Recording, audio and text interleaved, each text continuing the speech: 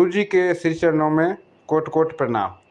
गुरुदेव, मेरा एक प्रश्न है कि जैसे हम सबको मालूम है, अगर घर में सुख शांति तभी होगी जब घर के सदस्य एकजुट के मिलजुल कर के काम करेंगे, मिलजुल के रहेंगे।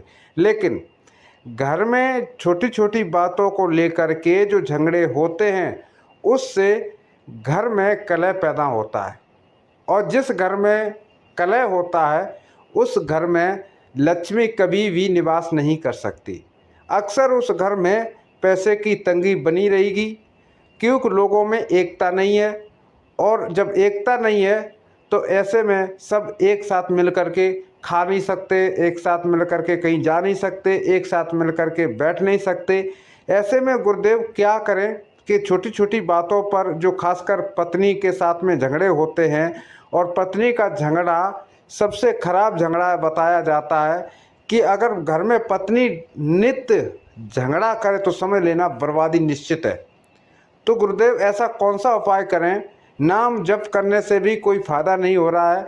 नाम जप करने का जो मार्गदर्शन है वह भी हम ठीक से कर रहे हैं, सवेरे भी, शाम को भी, दोपहर को भी, जब भी प्रभु की भक्ति करने का समय मिलता है उस समय हम नाम जप भी करते हैं, लेकिन जो झगड़ा है वह कम होने का नाम नहीं लेता है। तो गुरुदेव, मेरा मार्गदर्शन करें कि पत्नी के साथ झगड़ा और घरेलू सदस्यों के साथ जो झगड़ा चलता है उसको लेकर के हम जो चिंतित रहते हैं तो उस चिंता को कैसे दूर कर सकते हैं, यानी घर के झगड़े कैसे खत्म हो सकते हैं। गुरुदेव, हमारा मार्गदर्शन करें। बात अंदर की बुद्धि इतना कलह पैदा किए हुए है, अंदर प्रपंच पैदा किए, अगर उसको सुधार लो तो बाहर का कलह कोई परेशानी नहीं कर सकता। बिल्कुल सत्य मानो, भक्ति में बाहर की विशेष अनुकूलता की जरूरत नहीं है कि हमारे पत्नी अनुकूल होना चाहिए, पति अनुकूल होना चाहिए, परिवार अनुकूल। अगर हमारा मन हमारे अनुकूल है तो सारी बात बन जाएगी। देखो, त्रिभुवनपति पिता हिरण्यकश्यप 5 वर्ष के बालक प्रहलाद पर विपरीत है, अब क्या बकाया रह गया, उसके अनुकूल क्या रह गया?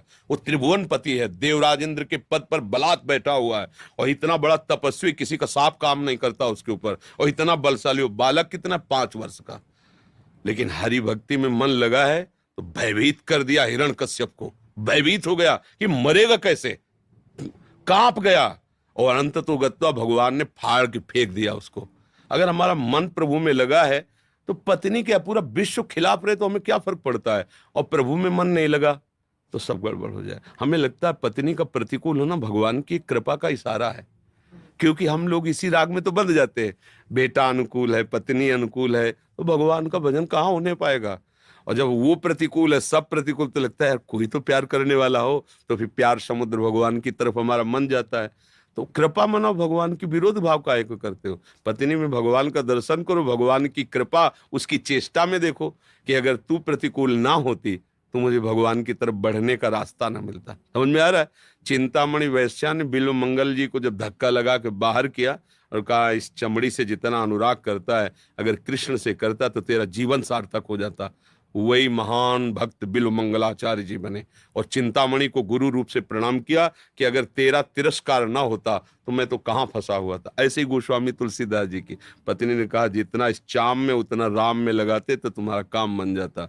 दोबारा जीवन में नहीं देखा राम राम राम भगवान के। तो पत्नी को प्रणाम करो कि ये कृपा आई है मुझे भगवान तक पहुंचाने के लिए। क्यों? अगर लोक व्यवहार से देखो, ये तुम परमार्थ की बात कह रहे हैं, तो देखो तुम्हारे आश्रित है, तुम्हें चाहिए अपनी बात दबा के उसकी बात पूर्ति करो। बेविचार गंदे आचरणों में लगी तो हम नहीं कहते, लेकिन यदि वो तुम्हारे इस बात से अनुकूल है कि वो विचार गंदे आचरण नहीं, तो उसके कटु भाषणों, उसकी थोड़ी कटुता सहो। तुम्हारी शरण में तुम्हारी पत्नी बनी है तो उसको प्यार दीजिए, उसको दुलार दीजिए, उसमें भगवान बैठे हुए। सारी की सारी बातें लड़ाई होती है अपनी कामना की पूर्ति के लिए। तो तुम भक्त हो, तुम अपनी कामना को दबा दो, उसकी कामना की पूर्ति करो, अभी सब ठीक हो जाएगा। हमें बुरा कब लगता है कि तेरा कर्तव्य क्या है, मैं पति हूं, तेरे को ऐसा करना चाहिए, ये मूर्खता है। मैं पति हूं, मेरा कर्तव्य इसके लिए क्या है, ये बात सोचोगे कभी झगड़ा नहीं होगा। वो थोड़ी देर नाराज है, चुप हो गए। ये बड़े बड़े भक्तों के जीवन में हुआ है। तुकाराम जी महाराज महाराष्ट्र के थे, उनकी जो पत्नी थी बहुत ही कड़ुआ बोलने वाली, कड़ुआ व्यवहार करने वाली थी।